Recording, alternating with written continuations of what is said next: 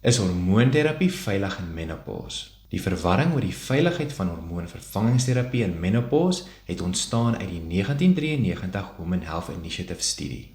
Hier het hulle die gesondheidseffekte bepaal van vroue wat estrogen alleenlik of estrogen gekombineer met progesteroon neem en vergelyk met 'n placebo. Die studie het getoon dat die neem van estrogen alleenlik die risiko van borskanker met 23% verminder het en die sterftes as gevolg van borskanker met 40% verminder. Maar in 2002 het navorsers die gedeelte van die studie wat gekyk het na vroue wat beide estrogen en progesteroon neem, vroegtydig gestop weens bekommernisse oor klein verhoogde risiko's van borskanker, hartsiektes, beroertes en bloedklonte.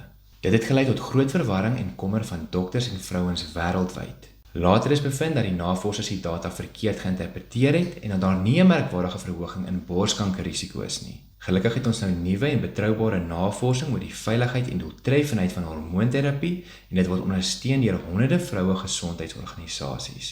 Ek moedig jou aan om hierdie dokument vir jouself uit te druk vir wanneer jy met jou dokter gesels oor hormoonvervangingsterapie.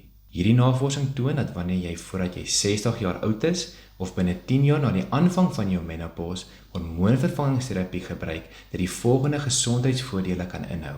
Jy verminder jou risiko vir hartsiektes, 'n algehele vermindering in sterftes van alle oorsake, vermindering in die risiko vir kankers,